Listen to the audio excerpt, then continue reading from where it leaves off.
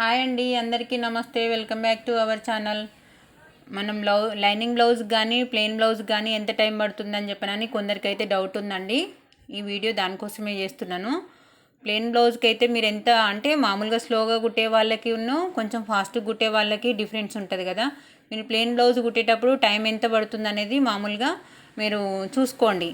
దాని తర్వాత lining blouse start చేసేటప్పుడు కూడా జాయింట్స్ అనేది పర్ఫెక్ట్గా ఇప్పుడు నేను వీడియోలో చూపిస్తున్నట్టు స్టెప్ బై స్టెప్ చేయండి. స్కిప్ చేయకుండా చూడండి. స్కిప్ చేయకుండా చూస్తే నేను ఎలా కుడుతున్నాను అనేది మీరు ఇదే విధంగా మీరు ఫాస్ట్గా రెడీ చేసి పెట్టుకోవచ్చు. స్టెప్ బై స్టెప్ ఇలా రెడీ చేసి పెట్టుకున్నారనుకోండి. లైనింగ్ బ్లౌజ్ అయితే మట్టుకు కొంచెం ఒక 15 హాఫ్ అన్ అవర్ అంటే స్లోగా కుట్టే వాళ్ళకి హాఫ్ అన్ అవరు, కొంచెం ఫాస్ట్గా స్టిచ్ చేసే వాళ్ళకైతే మట్టుకు ఒక 15 మినిట్స్ అట్లా ఎక్కువ పడుతుందండి. సేమ్ ఈక్వల్గా అయితే దరిదాపులో కొంచెం దగ్గరగా ఒక 15 హాఫ్ అన్ అవర్ కొంచెం ఎక్కువ టైం తీసుకొని 15 మినిట్స్ అయితే సరిపోతుందండి జాయింట్స్ కోసము. ఇది ఇప్పుడు నేను చూపించే వీడియో అయితే లైనింగ్ బ్లౌజు చాలా చిన్న సైజ్ బ్లౌజ్ అండి. 26, 28 అట్లుంది మీ సైజు.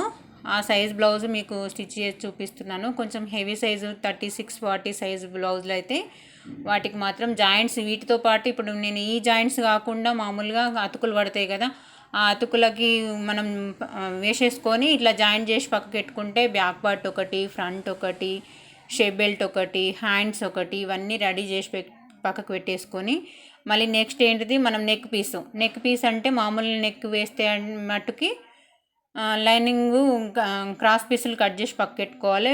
వీపట్టికి కూడా మనం స్ట్రైట్గా కట్ చేసి పక్కకు పెట్టుకోవాలి. అట్లా కుదరదు అని అంటే పైపింగ్ కావాలన్న వాళ్ళకి పైపింగ్ కూడా రెడీ చేసి పక్కకు పెట్టేసుకొని యథావిధిగా మనం లైనింగ్ బ్లౌజ్ ఏ విధంగా అయితే స్టిచ్ చేస్తామో ఆ విధంగా స్టార్ట్ చేసి కుట్టండి. సేమ్ యాజ్ టీజ్గా ప్లెయిన్ బ్లౌజ్కి అయితే ఎంత టైం పడుతుందో అంతే టైం పడుతుందండి. బ్లౌజ్ల కాడికి లైనింగ్ బ్లౌజ్కి వచ్చే వరకు మాత్రము చాలామంది భయపడుతున్నారు, ఇది ఎలా కట్ చేయడమో ఎంత టైం పడుతుంది అని చెప్పనని. ఓన్లీ స్టిచ్చింగ్కి వచ్చే మట్టికి మాత్రము జాయింట్లో పక్కకి ఇడిచి పెడితే మిగతా టైము ప్లెయిన్ బ్లౌజ్కి సరిపడంత టైం పడుతుంది. అది కాకుండా మనం బ్లౌజ్ కుట్టాలి అని అంటే ఎంత టైం పడుతుంది అంటే మినిమం ఒక 2 అవర్స్ అయితే పడుతుందండి. ఎక్కడి నుంచి అంటే లైనింగ్ ఆరేసుకోవాలి, అది ఆరిన తర్వాత లైనింగ్ సాఫ్ చేసుకోవాలి. నెక్స్ట్ కటింగ్ అయిపోయిన తర్వాత స్టిచ్చింగ్. ఇట్లా స్టెప్ బై స్టెప్ కుడితే కొంచెం తక్కువ టైంలో అయిపోతుంది. మీరు కొంచెం అటు ఇటుగా వేస్తే ఇంకొంచెం ఎక్కువనే టైం పడుతుంది. అట్లా కాకుండా మనం స్టెప్ బై స్టెప్ చేసుకుంటూ మనం లైనింగ్ బ్లౌజ్ స్టిచ్ చేసుకుంటే ఫాస్ట్గా అయిపోతుంది. బ్లౌజ్ స్టిచ్చింగ్ చేసిన తర్వాత హెమ్మింగ్ కూడా ఎంత అండి, మినిమం ఒక హాఫ్ అన్ అవర్ దాకా పడుతుంది. ఇంత టైం మనం లైనింగ్ స్టార్టింగ్ నానబెట్టిన దగ్గర నుంచి ఎండింగ్ పంపకం వరకు బ్లౌజ్కి ఎంత టైం పడుతుందో చూడండి. కొందరు కస్టమర్స్ ఏమంటారు అంటే మీకేముంది నీడపట్టు కూర్చొని బ్లౌజ్ కుడతారు, మీరు అట్లిట్లా కుడితే ఆ కుట్టి కుట్టేసి 200 సంపాదిస్తారు అని అంటారు. ఇక్కడ బ్లౌజ్ వేసుకొని బ్లౌజ్ ఇచ్చిపోయిన దగ్గర నుంచి వాళ్ళు బ్లౌజ్ కుట్టి పంపకం చేసి కస్టమర్ వచ్చి బ్లౌజ్ వేసుకునేంత వరకు కూడా ఎంత పర్ఫెక్ట్గా కుట్టే మామూలుగా టోటల్ పర్ఫెక్ట్గా కుట్టిన వాళ్ళకి మాత్రం టెన్షన్ ఏముండదండి. అప్పుడప్పుడు నేర్చుకున్న వాళ్ళు కొంచెం దాంట్లో ఉండి ఇంకా వేరే వర్క్ మీద ఉండి అటు ఇటుగా వచ్చే వాళ్ళు మాత్రం ఎంత టెన్షన్ ఉంటుందంటే వాళ్ళకి మైండ్ ప్రెషర్ ఎక్కువ ఉంటుందండి. టైలరింగ్ చేసే వాళ్ళకి ఓ పండగ ఉండదు, ఓ పబ్బం ఉండదు, ఓ చుట్టాలు ఉండరు, వేరే ఊళ్ళకి కోడ్ ఉండదు, ఎక్కడ కోడ్ ఉండదు. మనం అన్నీ రెడీ అయ్యి ఎక్కడికన్నా వెళ్దాము అని చెప్పని రెడీ అయ్యే టైంకి కస్టమర్ కాల్ చేస్తుంది, నాకు ఒక బ్లౌజ్ కావాలి, ఇప్పటికిప్పుడు నాకు ఎమర్జెన్సీకి కావాలని చెప్పని ఫోన్ చేస్తారు. అప్పటికప్పుడు మనం ఏం చేస్తాం, రెడీ చేసి ఇవ్వాల్సి ఉంటుంది కదా. బ్లౌజ్ అయితే మనకు రెగ్యులర్గా వచ్చే కస్టమరు కంపల్సరీగా బ్లౌజ్ ఇవ్వాలనిపిస్తుంది. ఇవ్వకపోతే పాపం వాళ్ళు ఫీల్ అవుతారేమో, ఎట్లా ఇదొక ప్రాబ్లం అవుతుంది కదా అని చెప్పని అదో టెన్షను. కంపల్సరీగానైతే ఇవ్వాల్సే ఉంటుంది కదండి రెగ్యులర్గా వచ్చే వాళ్ళకి. మేము ఎప్పుడు వచ్చే వాళ్ళమి మాకు బ్లౌజ్ ఇవ్వకపోతే ఎట్లా, మాకు ఫంక్షన్స్ ఉన్నాయి కదా అది అని చెప్పని అంటారు. ఫంక్షన్కి అందియకపోతే వాళ్ళు మళ్ళీ మేము వేరే దగ్గర కుట్టించుకుంటే బ్లౌజ్ చెడిపోయింది అక్క కంపల్సరీ కావాలి అని చెప్పని అంటారు. ఏం చేస్తాం, ఇక కంపల్సరీ ఇచ్చే ఉంటుంది. టైలర్స్కి ఉన్న కష్టాలు చూసిండ్రా, ఎన్ని కష్టాలు పడాలి, ఎన్ని ఇబ్బందులు పడాలి.